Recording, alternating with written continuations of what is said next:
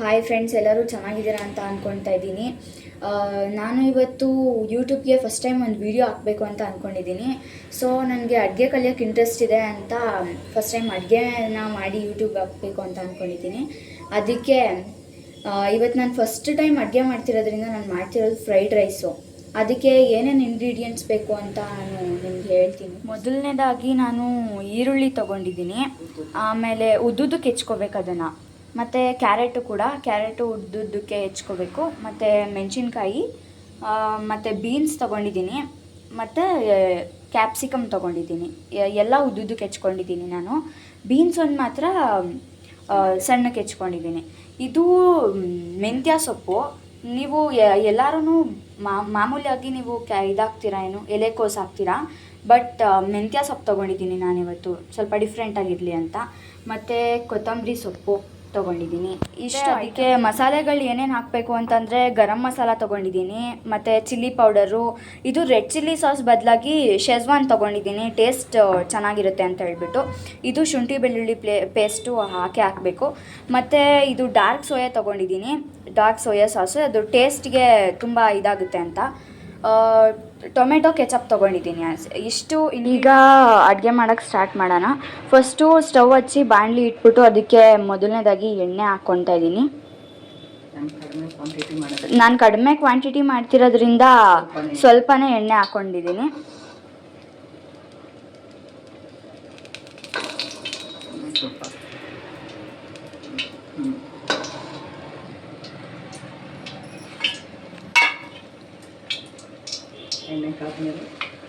ಎಣ್ಣೆ ಕಾದ್ಮೇಲೆ ಸಾಸಿವೆ ಮತ್ತು ಜೀರಿಗೆ ಹಾಕ್ಕೊಬೇಕು.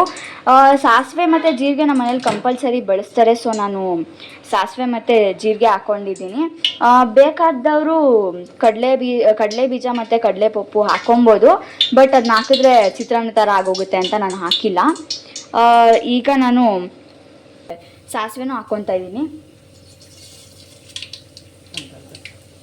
ಎಲ್ಲ ಅರ್ಧ ಸ್ಪೂನ್ ಹಾಕ್ಕೊತಾ ಇದ್ದೀನಿ.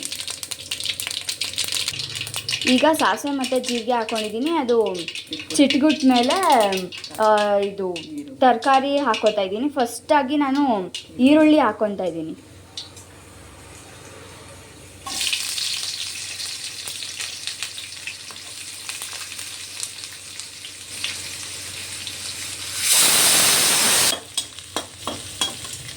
ಈರುಳ್ಳಿನ ಫ್ರೈ ಮಾಡ್ಕೊಂಡಾದ್ಮೇಲೆ ನೆಕ್ಸ್ಟು ಕ್ಯಾಪ್ಸಿಕಮ್ ಹಾಕ್ಕೊತೀನಿ.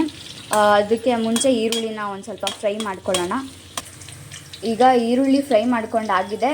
ಅದಕ್ಕೆ ಇವಾಗ ನಾನು ಮೆಣಸಿನ್ಕಾಯಿ ಹಾಕ್ಕೊತಾ ಇದ್ದೀನಿ. ಅದ್ರ ಜೊತೆಗೆ ನೆಕ್ಸ್ಟು ಕ್ಯಾಪ್ಸಿಕಮ್ ಹಾಕ್ಕೊಂಡಿದ್ದೀನಿ. ಈರುಳ್ಳಿ ಅಷ್ಟೊಂದೇನು ಫ್ರೈ ಮಾಡೋದೇನು ಬೇಡ, ಸ್ವಲ್ಪ ಫ್ರೈ ಮಾಡಿದ್ರೆ ಸಾಕು. ಈಗ ಇದನ್ನು ಎಲ್ಲ ಹಾಕ್ಕೊಂಡಾದ್ಮೇಲೆ ಇನ್ನೊಂದು ಸ್ವಲ್ಪ ಫ್ರೈ ಮಾಡಿಕೊಂಡು ಮತ್ತಿವಾಗ ಬೀನ್ಸ್ ಹಾಕ್ಕೊಂಡು ಅದಾದಮೇಲೆ ಕ್ಯಾರೆಟ್ ಹಾಕ್ಕೊಬೇಕು. ಫಸ್ಟ್ ಇವಾಗ ಬೀನ್ಸ್ ಹಾಕ್ಕೊಂಡು ಫ್ರೈ ಮಾಡ್ಕೊಳ್ಳೋಣ, ಆಮೇಲೆ ಕ್ಯಾರೆಟ್ ಹಾಕೋಣ. ಓಕೆ, ಈಗ ಎಲ್ಲ ಹಾಕಾಯಿತು. ಇದನ್ನು ಸ್ವಲ್ಪ ನೀಟಾಗಿ ಸ್ವಲ್ಪ ಬೇಯೋ ತನಕ ಫ್ರೈ ಮಾಡ್ಕೋಬೇಕು. ಈಗ ನಾನು ಮೆಂತ್ಯ ಸೊಪ್ಪು ತೊಗೊಂಡಿದ್ದೀನಿ, ಅದನ್ನು ಹಾಕ್ಕೊತಾ ಇದ್ದೀನಿ. ಇವಾಗ ಅದನ್ನು ಜೊತೆಗೆ ಹಾಕ್ಕೊಂಡು ಬಾಡಿಸ್ಕೊಂಡ್ರೆ ಇನ್ನೂ ಸ್ವಲ್ಪ ಮೆಂತ್ಯದು ಸ್ಮೆಲ್ ಚೆನ್ನಾಗಿ ಬರುತ್ತೆ, ಮತ್ತು ಮೆಂತ್ಯ ಸೊಪ್ಪಿಂದು ಕಹಿನೂ ಹೋಗುತ್ತೆ. ಈಗ ಇದನ್ನು ಬಾಡಿಸ್ಕೊಂಡು ಆಮೇಲೆ ಶುಂಠಿ ಬೆಳ್ಳುಳ್ಳಿ ಪೇಸ್ಟು ನಾನು ಮೊದಲಿಗೆ ಹಾಕ್ಕೊಂಡಿಲ್ಲ, ಯಾಕಂದರೆ ಅದು ಮೊದಲಿಗೆ ಹಾಕ್ಕೊಂಡ್ರೆ ಎಲ್ಲ ಬಾಣಲಿಗೆ ಕಚ್ಕೊಂಡ್ಬಿಡುತ್ತೆ ಅಂತ.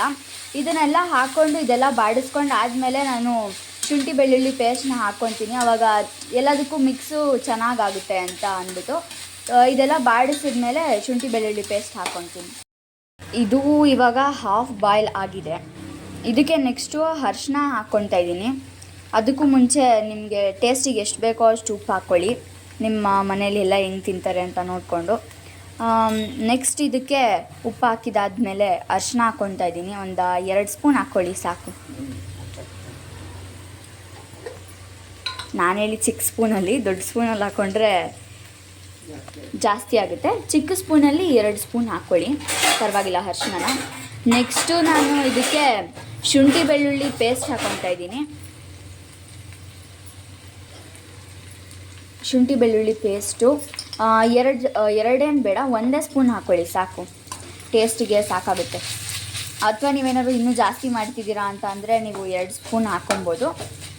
ನಾನು ಆಗಲೇ ಹೇಳಿದೆ ಶುಂಠಿ ಬೆಳ್ಳುಳ್ಳಿ ಪೇಸ್ಟ್ ಏನಕ್ಕೆ ಮೊದಲಿಗೆ ಹಾಕ್ಕೊಳ್ಳಿಲ್ಲ ಅಂತ, ಬಾಣಲಿಗೆಲ್ಲ ಇದಾಗುತ್ತೆ, ಕಚ್ಕೊಳ್ಳುತ್ತೆ ಅಂತ ಅಂದ್ಬಿಟ್ಟು ನಾನು ಈಗ ಹಾಕ್ಕೊತಾ ಇದ್ದೀನಿ. ಈಗ ಹಾಕ್ಕೊಂಡ್ರೆ ಒಳ್ಳೆಯದೇ, ಯಾಕಂದರೆ ಮಿಕ್ಸ್ ಆಗುತ್ತೆ ಎಲ್ಲ ಕರೆಕ್ಟಾಗಿ. ಮುಂಚೆನೇ ಹಾಕ್ಕೊಂಡ್ರೆ ಅದು ಕರೆಕ್ಟಾಗಿ ಮಿಕ್ಸ್ ಆಗಲ್ಲ. ಅದಕ್ಕೆ ಈಗ ಇದೆಲ್ಲ ಹಾಕ್ಕೊಂಡು ಫ್ರೈ ಮಾಡ್ಕೊಳೋಣ. ಮತ್ತು ನೆಕ್ಸ್ಟು ಇದಕ್ಕೆ ನಾನು ಹೇಳ್ದಂಗೆ ರೆಡ್ ಚಿಲ್ಲಿ ಸಾಸ್ ಬದಲು ಶೆಜ್ವಾನ್ ಹಾಕ್ತಾಯಿದ್ದೀನಿ. ಟೇಸ್ಟು ಚೆನ್ನಾಗಿರುತ್ತೆ ಮತ್ತು ಖಾರನೂ ಇರುತ್ತೆ ಇದು ಸಾಸು. ಸೊ ಶೆಜ್ವಾನ್ ಹಾಕ್ಕೊಂಡ್ರೆ ಟೇಸ್ಟು ಚೆನ್ನಾಗಿ ಬರುತ್ತೆ. ಟ್ರೈ ಮಾಡಿ ನೋಡಿ ಒಂದು ಸಲ. ನೆಕ್ಸ್ಟು ಇದಕ್ಕೆ ನಾನು ಅಚ್ಕಾರದ ಪುಡಿ ಹಾಕ್ಕೊತಾ ಇದ್ದೀನಿ, ಚಿಲ್ಲಿ ಪೌಡರು, ಅಚ್ಕಾರದ ಪುಡಿ ಹಾಕ್ತಾಯಿದ್ದೀನಿ, ಚಿಲ್ಲಿ ಪೌಡರ್. ಅದನ್ನು ನಿಮಗೆ ಎಷ್ಟು ಖಾರ ಬೇಕು ಅಂತ ನೋಡಿಕೊಂಡು ನೀವು ಹಾಕ್ಕೊಳ್ಳಿ. ನಾನು ಇಲ್ಲಿ 2ರಿಂದ 2.5 ಸ್ಪೂನ್ ಹಾಕ್ಕೊಂಡಿದ್ದೀನಿ, ಪುಟ್ಟ ಸ್ಪೂನು. ಗರಂ ಮಸಾಲಾನು ಅಷ್ಟೇ, ಒಂದು 2 ಸ್ಪೂನ್ ಹಾಕ್ಕೊಳ್ಳಿ ಸಾಕಿದೇನು ಅಷ್ಟೊಂದು ಜಾಸ್ತಿ ಬೇಡ. 2 ಸ್ಪೂನ್ ಹಾಕ್ಕೊಂಡು ಇದನ್ನು ಮತ್ತೆ ನೀಟಾಗಿ ಮಿಕ್ಸ್ ಮಾಡೋಣ. ಸ್ವಲ್ಪ ನೀರು ಹಾಕ್ಕೊಂಡ್ರೆ ಇನ್ನೂ ಈಸಿ ಆಗುತ್ತೆ, ಮಿಕ್ಸ್ ಆಗುತ್ತೆ ಚೆನ್ನಾಗಿ ಎಲ್ಲ, ಬಾಣಲಿಗೆ ಎಲ್ಲ ಇದಾಗಲ್ಲ. ಪರವಾಗಿಲ್ಲ, ನೀವು ಹಾಗೆ ಮಾಡ್ತೀನಿ ಅಂದರೂ ಮಾಡ್ಬೋದು, ಪರವಾಗಿಲ್ಲ. ಬಟ್ ನೀರು ಹಾಕ್ಕೊಂಡ್ರೆ ಈಸಿ ಆಗುತ್ತೆ ಅಷ್ಟೇ. ಈಗ ಇದನ್ನು ಫ್ರೈ ಮಾಡ್ತಿದ್ದೀನಿ. ಇದು ಮೆಂತ್ಯ ಸೊಪ್ಪೆಲ್ಲ ಹಾಕ್ಕೊಂಡಿರೋದ್ರಿಂದ ಅದರದ್ದು ಹಸಿದು ವಾಸನೆ ಬರ್ತಿರುತ್ತೆ, ಅದೆಲ್ಲ ಹೋಗೋ ತನಕ ಹುರಿದು ಆಮೇಲೆ ಸ್ಟವ್ ಆಫ್ ಮಾಡಬೇಕು. ಮತ್ತು ಅದೆಲ್ಲ ಹಸಿ ವಾಸನೆ ಹೋಗೋ ತನಕ ಹುರಿಬೇಕು. ಮತ್ತು ನಾನು ಶುಂಠಿ ಬೆಳ್ಳುಳ್ಳಿ ಪೇಸ್ಟು ಈಗ ಹಾಕಿರೋದ್ರಿಂದ ಮತ್ತು ಆ ಪೌಡರ್ಗಳೆಲ್ಲ ಹಾಕಿರೋದ್ರಿಂದ ಅದ್ರದ್ದು ಹಸಿ ವಾಸನೆ ಇರುತ್ತೆ, ಅದು ಕೂಡ ಹೋಗೋ ತನಕ ಹುರ್ಕೋಬೇಕು. ಅದೆಲ್ಲ ಆದಮೇಲೆ ನಾವು ಮತ್ತೆ ಟೊಮೆಟೊ ಸಾಸು ಮತ್ತು ಡಾರ್ಕ್ ಸೋಯಾ ಸಾಸ್ ಹಾಕ್ಕೊಂಡ್ರೆ ಅದನ್ನು ಇದು ಮಾಡಿದ್ರೆ ಇದನ್ನು ಅನ್ನಕ್ಕೆ ಕಲಿಸ್ಕೊಂಡು ಚೆನ್ನಾಗಿ ತಿನ್ಬೋದು. ಸೊ ಇದು ಫ್ರೈ ಮಾಡ್ಕೋಬೇಕು ಅಲ್ಲಿ ತನಕ, ಹಸಿ ವಾಸನೆ ಹೋಗೋ ತನಕ. ನೋಡಿ ಈಗ ಇದು ಎಲ್ಲ ಹಸಿ ವಾಸನೆ ಹೋಗಿ ಎಣ್ಣೆ ಬಿಡ್ತಾ ಇದೆ. ಇಷ್ಟು ಬರೋ ತನಕ ನೀವು ಅದನ್ನು ಫ್ರೈ ಮಾಡ್ಕೊಬೇಕು. ಈಗ ಫ್ರೈ ಎಲ್ಲ ಆಯಿತು. ಸ್ಟವ್ ಆಫ್ ಮಾಡಿ ನಾನು ಡಾರ್ಕ್ ಸೋಯಾ ಸಾಸ್ ಹಾಕ್ತಾಯಿದ್ದೀನಿ. ಸ್ವಲ್ಪ ಹಾಕ್ಕೊಂಡ್ರೆ ಸಾಕು, ಅದು ಕಲರ್ ಮತ್ತು ಟೇಸ್ಟಿಗೋಸ್ಕರ ಹಾಕ್ತಿರೋದ್ರಿಂದ ಟೇಸ್ಟು ಚೆನ್ನಾಗೇ ಇರುತ್ತೆ ಅದನ್ನ ಹಾಕಿದ್ರೆ, ಬಟ್ ಕಲರು ಚೆನ್ನಾಗಿರುತ್ತೆ. ಇವಾಗ ಟೊಮೆಟೊ ಸಾಸ್ ಹಾಕ್ತಿದ್ದೀನಿ. ಟೊಮೆಟೊ ಸಾಸೂ ಒಂದು ಜಾಸ್ತಿನೇ ಹಾಕ್ಕೊಂಡ್ರು ಅದೇನು ಪರವಾಗಿಲ್ಲ, ಟೊಮೆಟೊ ಸಾಸ್ ಅಲ್ವಾ. ಬಟ್ ಡಾರ್ಕ್ ಸೋಯಾ ನಿಮಗೆ ಎಷ್ಟು ಬೇಕು ಅಂತ ನೋಡಿಕೊಂಡು ಹಾಕ್ಕೊಬೇಕು. ಟೊಮೆಟೊ ಸಾಸು ಒಂದು ಸ್ವಲ್ಪ ಹಾಕ್ಕೊಂಡಿದ್ದೀನಿ ಇಲ್ಲಿ, ಒಂದು 2 ಟೇಬಲ್ ಸ್ಪೂನು. ಈಗ ಇದನ್ನು ಮಿಕ್ಸ್ ಮಾಡ್ತಿದ್ದೀನಿ. ಸ್ಟವ್ ಆರಿಸಿದ್ದೀನಿ ಅಂತ ಆಗಲೇ ಹೇಳಿದ್ದೀನಿ.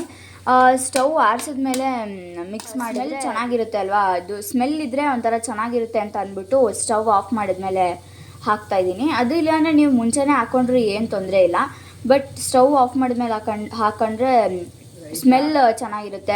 ರೈಸಿಗೆ ಮಿಕ್ಸ್ ಮಾಡಿದಾಗ ಇನ್ನೂ ಬೇಕಾದ್ರೆ ಹಾಕ್ಕೊಬೋದು ರೈಸಿಗೆ ಮಿಕ್ಸ್ ಮಾಡಿದಾಗ, ಬಟ್ ಸ್ಮೆಲ್ ಇರುತ್ತೆ ಸ್ಟವ್ ಆಫ್ ಮಾಡಿದ್ಮೇಲೆ ಹಾಕ್ಕೊಂಡ್ರೆ. ಈಗ ಇದು ರೆಡಿಯಾಗಿದೆ. ನಾನು ಜಾಸ್ತಿನೇ ಫ್ರೈ ಮಾಡಿದ್ದೀನಿ, ಯಾಕೆಂದರೆ ನಮ್ಮ ಮನೇಲಿ ಹಾಫ್ ಬಾಯ್ಲ್ ಮಾಡಿದ್ರೆ ಯಾರೂ ಜಾಸ್ತಿ ತಿನ್ನಲ್ಲ. ಸೊ ನಾನು ಅದಕ್ಕೆ ಜಾಸ್ತಿನೇ ಫ್ರೈ ಮಾಡಿದ್ದೀನಿ. ಈಗ ಇದು ರೆಡಿಯಾಗಿದೆ. ಇದನ್ನು ನೀವು ರೈಸಿಗೆ ಮಿಕ್ಸ್ ಮಾಡಿಕೊಂಡು ತಿನ್ಬೋದು, ಅದ್ರ ಮೇಲೆ ಕೆಚಪ್ ಹಾಕ್ಕೊಂಡು ಇನ್ನೊಂದು ಸ್ವಲ್ಪ. ಅದಕ್ಕೆ ನಾನು ಜಾಸ್ತಿನೇ ಕುಕ್ ಮಾಡಿದ್ದೀನಿ ಸ್ವಲ್ಪ. ಇದನ್ನು ನಾನು ಇದಕ್ಕೆ ರೈಸ್ ಹಾಕಿ ಕಲಿಸ್ಕೊತಾ ಇದ್ದೀನಿ. ಇದಕ್ಕೆ ನಾನು ಮೇಲ್ಗಡೆ ಸೋಯಾ ಸಾಸು, ಕೆಚಪ್ಪು, ಉಪ್ಪು ಹಾಕ್ಕೊಂಡಿದ್ದೀನಿ. ಉಪ್ಪು ಆವಾಗಲೇ ಹಾಕಿದ್ದೆ, ಅದು ಬರೀ ತರಕಾರಿಗೆ ಅಷ್ಟೇ ಹಿಡ್ದಿರುತ್ತೆ. ಸೊ ಅನ್ನಕ್ಕೆ ಇನ್ನೊಂದು ಸ್ವಲ್ಪ ಬೇಕು ಅಂತ ಹಾಕ್ಕೊಂಡಿದ್ದೀನಿ. ಮತ್ತು ನಾನು ಅದ್ರ ಮೇಲೆ ಕೊತ್ತಂಬರಿ ಸೊಪ್ಪು ಹಾಕ್ಕೊಂಡಿದ್ದೀನಿ. ಇವಾಗ ಇದನ್ನು ಮಿಕ್ಸ್ ಮಾಡ್ತಿದ್ದೀನಿ. ಈಗ ಫುಲ್ಲು ರೆಡಿ ಆಗಿದೆ. ಇದನ್ನು ಟೇಸ್ಟ್ ಮಾಡುವಂಥ ಟೈಮ್ ಇವಾಗ.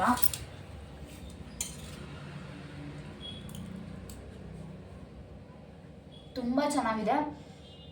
ಡಾರ್ಕ್ ಸೋಯಾ ಹಾಕಿರೋದ್ರಿಂದ ಮತ್ತೆ ಅದ್ರ ಮೇಲೆ ಇನ್ನೂ ಚೆನ್ನಾಗಿ ಸ್ಮೆಲ್ಲು ಟೇಸ್ಟ್ ಎಲ್ಲ ಇದೆ. ನೀವು ಒಂದ್ಸಲ ಟ್ರೈ ಮಾಡಿ ನೋಡಲೇಬೇಕು ಈ ರೆಸಿಪಿನ, ತುಂಬ ಚೆನ್ನಾಗಿರುತ್ತೆ.